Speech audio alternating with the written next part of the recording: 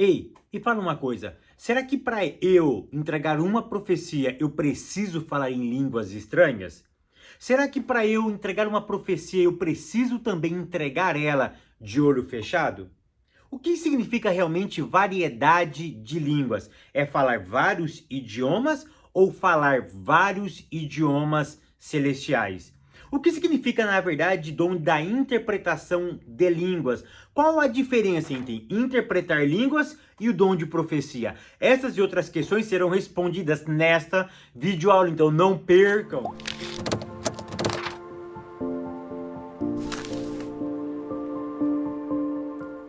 A paz, queridos, que bom estarmos aqui novamente no nosso programa semanal da Escola Bíblica Dominical para darmos sequência na nossa série de estudos bíblicos baseado no tema os dons espirituais e os dons ministeriais. Para quem não me conhece, eu sou o pastor Fábio Segantin. Se você é novo aqui no nosso canal, não perca essa oportunidade, porque aqui do lado tem um botãozinho vermelho que você pode se inscrever nele. Se você não é um inscrito, clica nele e se inscreva. Por quê? Porque toda semana tem vídeo novo aqui no nosso canal. E se você for um inscrito, o YouTube vai lhe avisar quando eu postar um vídeo novo para você. Maravilha? E não esqueça também de curtir esse vídeo, de deixar o seu comentário e de compartilhar, porque isso é muito importante. Deixa o seu comentário, porque eu particularmente leio todos os comentários. Maravilha? Vamos lá, lição de número 5. Hoje nós vamos terminar a respeito dos dons espirituais. O último dom, ou a última classe de dom, é a classe dos dons de elocução, tá? A leitura bíblica em classe se encontra na primeira carta aos Coríntios, capítulo 12, do verso 7, depois pula para o verso 10 até o verso 12, e depois leiamos o capítulo 14, do verso 26 ao verso de número 32. Hoje nós vamos falar então sobre 3 dons. Quais, Fábio? Profecia, variedade de línguas e interpretação de línguas, ok? Primeiro dom que nós vamos falar um pouquinho aqui é sobre o dom da profecia. Primeira coisa que você precisa entender é o seguinte, que existe sim uma diferença enorme, gritante, entre o dom da profecia e o ministério profético. Hoje não existe mais ministério profético, não existe mais aquele profeta do Antigo Testamento. O que existe hoje é alguém que possui o dom da profecia, ok? Quais são as diferenças básicas, Fábio, entre o dom da profecia e o ministério profético? Um deles é que o ministério profético, ou o profeta, ele era ungido, derramava-se óleo sobre ele, ok? Uma outra característica do profeta do Antigo Testamento é que ele entregava uma mensagem nacional ou uma mensagem regional. Hoje não existe mais profeta de ordem nacional, não existe mais profeta na esfera regional, ok? Os profetas do Antigo Testamento tinham essa capacidade. Uma outra coisa, tá? O profeta que entregava uma profecia naquela época do Antigo Testamento, que exercia o ministério profético, ele não era julgado, ok? Pela profecia. Ele era julgado pelo cumprimento da profecia, ok? Diferente do dom da profecia. Ok? O ministério profético, ele não se julgava ele pelo conteúdo, se julgava pelo cumprimento, ok? Já no dom da profecia é diferente. O dom da profecia, você não precisa ser ungido para ter o dom, ok? Segunda coisa, quem exerce o dom da profecia, ele é diferente do ministério profético, porque no dom da profecia, sim, se julga o conteúdo, ok? E não meramente o cumprimento. Por quê, Fábio? Presta atenção, porque hoje nós temos o quê? Nós temos uma profecia absoluta. Nós temos um livro que é uma profecia. Então, se eu quero reger a igreja, o povo, eu não guio a igreja pela profecia falada. Eu guio a igreja pela profecia escrita. Qual? A Bíblia. Ok? Então, por isso que a profecia falada hoje, ela pode ser julgada assim, ok? Paulo vai dizer isso lá na primeira carta aos Coríntios, no capítulo 14, tá bom? Que 2 ou 3 profetiza e os outros julguem. Ou seja, eu ouço a profecia e eu julgo o conteúdo da profecia. Então a Bíblia me dá esse direito de julgar o conteúdo da pessoa que está falando, ok? Uma outra coisa, eu não preciso falar em línguas para entregar uma profecia. Fabião, mas eu entrego profecia falando em línguas. Amém. É errado? Não. Ok? Mas biblicamente não existe nenhum respaldo aonde eu preciso falar em línguas para entregar profecia. Ok? Não existe isso. Tá? Biblicamente. Eu não estou falando que é errado. Se você entrega a profecia e você fala em línguas estranhas, não tem problema nenhum. Você pode entregar a sua profecia desse jeito. Fábio, eu preciso entregar ela de olho fechado? Não. Eu preciso rodopiar? Não. O que é profecia? É uma palavra em nome do Eterno. Ou seja, eu verbalizo, eu falo com a pessoa. Deus me entrega e eu entrego para a pessoa no meu idioma, ok? Então não precisa ser necessariamente ter línguas estranhas, fechar o olho ou rodopiar, ok? Se você rodopia, não tem problema. Se você entrega de olho fechado, não tem problema. Se você entrega falando em línguas, não tem problema, ok? Não tem problema nenhum, tá? O que vale aí é o dom, tá? É você falar aquilo que Deus te entregou, ok? Eu tenho uma particularidade comigo. Toda pessoa que vem falar comigo em profecia, eu não abaixo a cabeça, porque é normal. Quando as pessoas recebem profecia, ele já, olha só, você já se contrai, você já cruza os dedinhos, já baixa a cabeça e já começa a querer chorar. Eu não, eu sou diferente. A pessoa vem profetizar para mim, eu já olho para ele, mas bem nos olhos dele. Mas bem nos olhos dele. Para quê? Porque isso é uma forma, eu estou intimidando, não.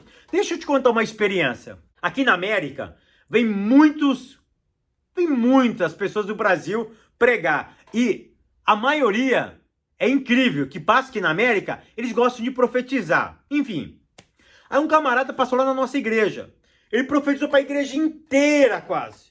Profetizou para o pastor, tal. E aí ele terminou o culto, ele foi terminar com chave de ouro. Aí ele pegou quem? Aí ele pegou o Segantin. Aí ele pegou o Segantin, chamou o Segantin lá na frente. E aí ele começou a falar, ele olhou bem nos meus olhos, porque eu estava olhando nos olhos dele. E ele disse, eu percebo que você não está acreditando. Aí ele me perguntou, você crê? Aí eu respondi para ele, me entrega. Aí ele, não, eu só vou entregar se você crer. Eu falei, não, entrega. Ele, eu só vou entregar se você acreditar. Aí ele falou o seguinte para mim, eu fiz psicologia, eu estou vendo nos seus olhos que você não acredita. Aí, meu amigo, aí ele pediu pro Segantin falar, né? Aí eu tive que reprovar ele em cima do púlpito, tá? Porque, deixa eu te falar uma coisa, quem entrega a profecia, ele não precisa saber se o outro está acreditando ou não.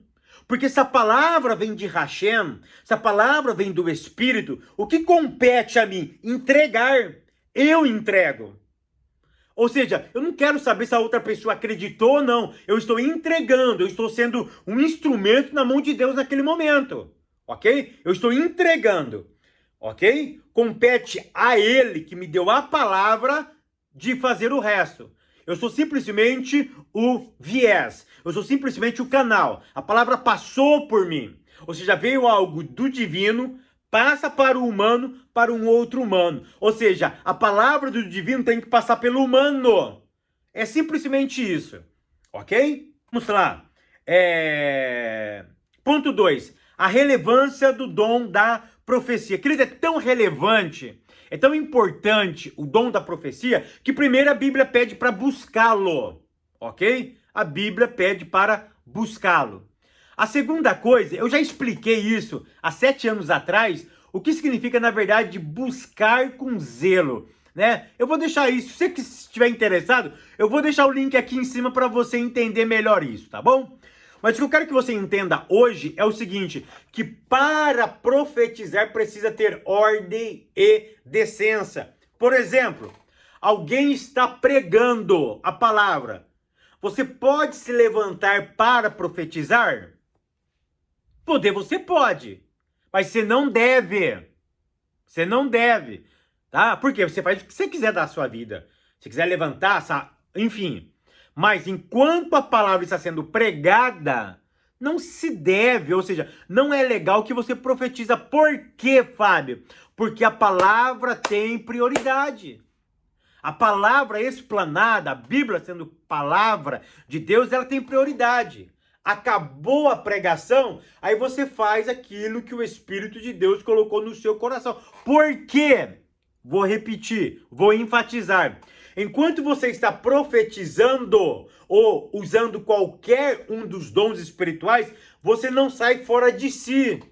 Você sempre tem a sua normalidade, você sempre se mantém na sua razão. Você não perde a sua razão. Você não perde o seu senso de calcular as coisas. Você não entra num processo de transe e sai fora de si e uma outra coisa lhe possui.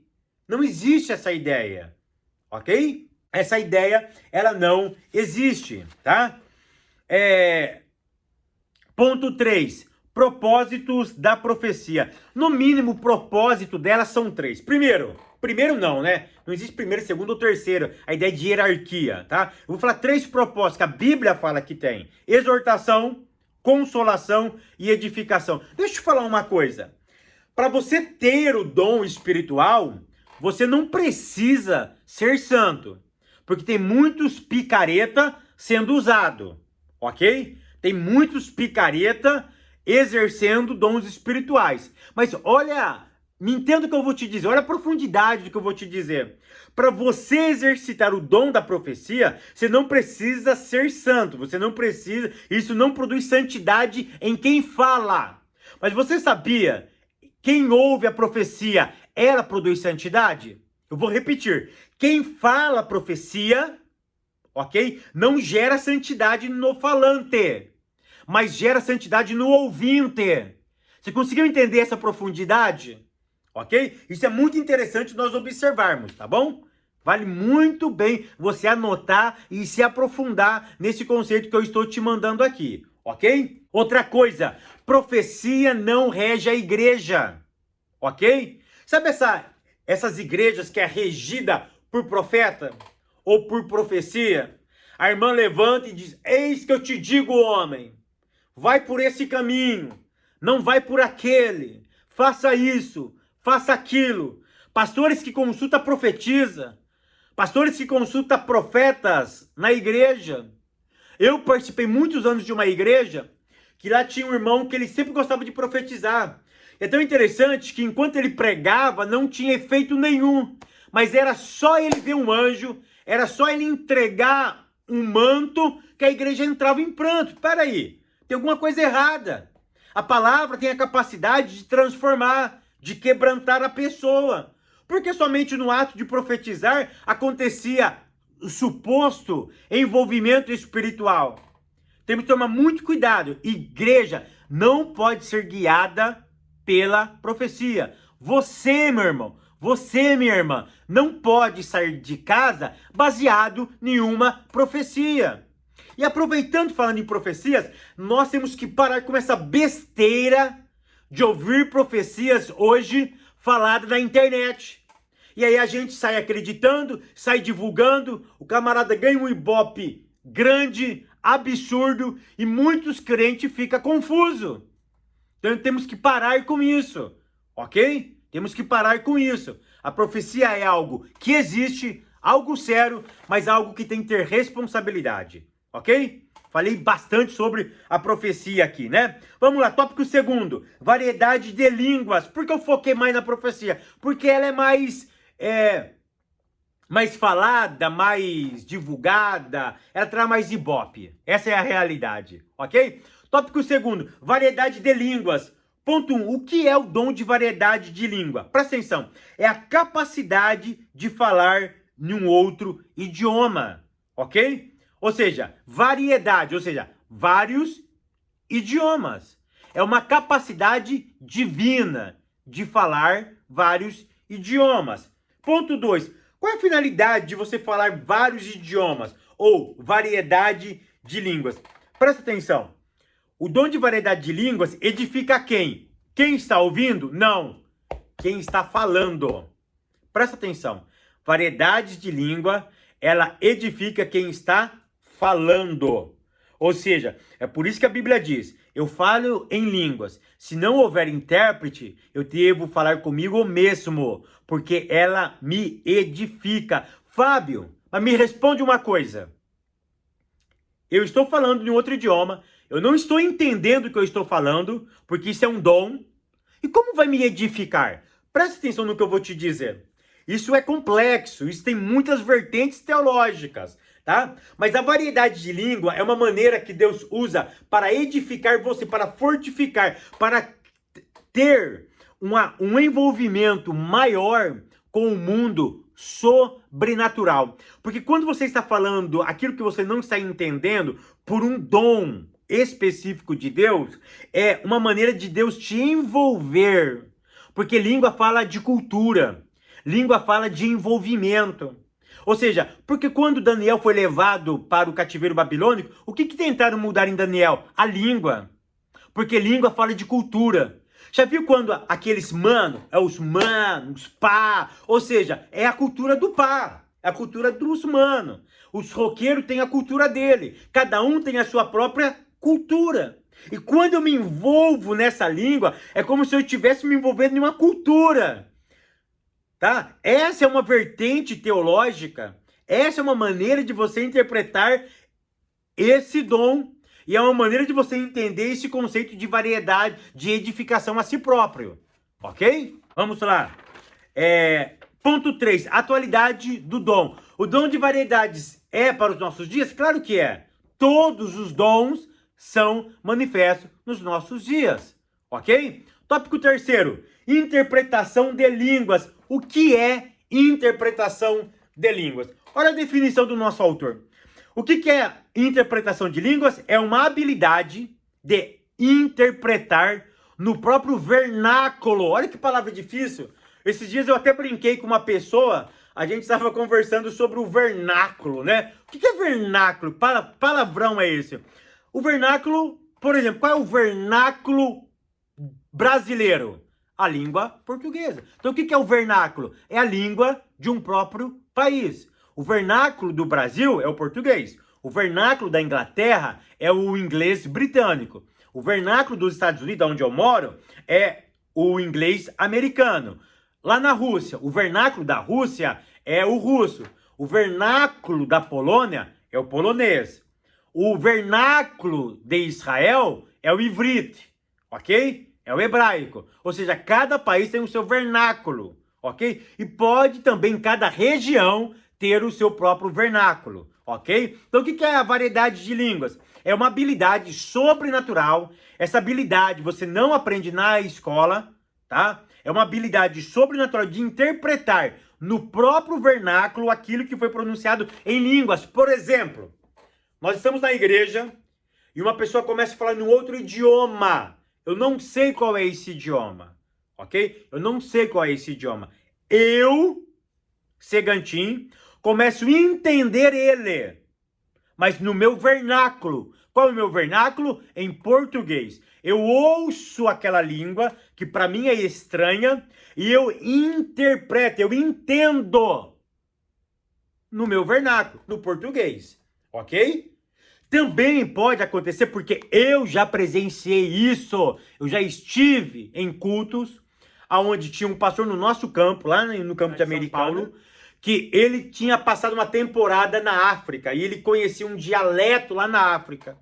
E nós estávamos num culto e alguém começou a falar em línguas. E essa língua era um dialeto da África. E esse pastor entendeu, não, aí, ó, presta atenção. Isso não foi uma capacidade espiritual, a interpretação. O que aconteceu? Foi uma profecia. Foi uma profecia que essa pessoa entregou e essa pessoa que estava lá soube o que ele estava falando porque ele viveu na África, ok? Ele viveu na África, tá? E aí ele conseguiu, tá? Pela habilidade natural, aí não tem nada de sobrenatural, o que estava falando no dialeto estava possuído pelo espírito. Possuído não, perdão, desculpa, não estava possuído. Ele estava sendo usado, tá? Não existe isso daqui possuído não, pelo amor de Deus, tá? Eu nem vou editar, vou deixar desse jeito mesmo. Ele não estava possuído não, ele estava sendo usado, ele estava exercitando o dom. Qual que é a diferença entre interpretação de línguas e profecia? A profecia é um camarada só, uma pessoa só. Interpretação de línguas precisa ter duas pessoas. Um fala e outro interpreta. Um fala, o outro interpreta. E ambos precisa estar no movimento espiritual. Ambos precisa ser um ato sobrenatural do Eterno. Maravilha? Que o Eterno continue te abençoando, te guardando, te prosperando. E até semana que vem, querendo Deus. Paz, queridos, tudo bem com vocês? Eu quero compartilhar uma bênção, tá?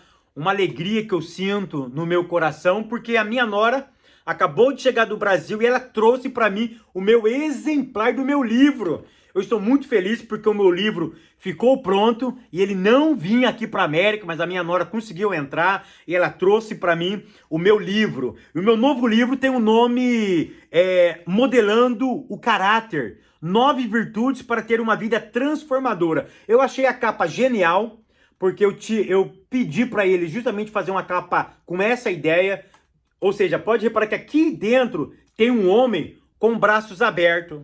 O que eu quis transmitir logo na capa? Que eu posso ter uma vida transformada. Eu posso ter uma vida sadia. Como? Observando princípios da palavra de Deus. Nesse livro, eu vou dar dicas, tá? De como nós podemos ter uma vida modelada, uma vida transformada pela palavra. Ok? Eu tive o prazer também de, nessa obra, ter o prefácio do Dr. Caramuru. O Dr. Caramuru fez o prefácio do meu livro. Eu estou muito feliz, que Deus continue realmente te abençoando, Pastor Caramuru. Esse livro, queridos, ele é simples de leitura, ok? Simples. Teve uma irmã que leu esse livro meu lá em Cancún. Ela estava viajando, parou no México, ficou 15 dias em Cancún. Ela disse que em 3 dias ela leu o livro. Em 3 dias ela leu o livro. Ou seja, e ela disse o seguinte para mim: Fábio, eu achei que você ia escrever difícil, mas eu fiquei abismado da facilidade que você escreveu. Teve um outro irmão que ele disse o seguinte: Fábio, enquanto eu lia, parecia que eu ouvia você falando. Ou seja, esse livro é fácil, simples e objetivo. O que eu trato nesse livro? Eu trato sobre as 9 características do fruto do Espírito. Ok? Eu explico o propósito do fruto, se existe diferença entre fruto e dom, e qual é essa diferença, porque existe. E aí eu esmiuço com detalhes sobre todas as 9 características do fruto do Espírito. Por exemplo, alegria. Eu começo com alegria, eu não começo com amor. Eu fecho com o amor, ok? Mas, por exemplo, nós nascemos alegre? Será que você nasce alegre? Aí eu parto do pressuposto do seguinte: se todos nós estamos destituídos da glória de Deus, se a glória, nós já nascemos destituídos, de onde vem a alegria? Será que eu nasço alegre? Será que eu já venho nessa vida alegre? Ou a alegria precisa ser produzida? Uma outra coisa que eu falo aqui nesse livro é justamente sobre o que é longanimidade. A longanimidade, você sabia que no original longânimo significa ter nariz grande? Quando a Bíblia diz que Deus é longânimo, a Bíblia diz que Deus tem um nariz muito grande. Por quê? Porque ele é mentiroso? Não. Eu explico no livro por que Deus tem um nariz grande. E eu explico por que nós precisamos ter nariz grande. Então esse livro, ele tem a ideia do quê? De você ler ele com princípios cristãos e para ter uma vida de liberdade.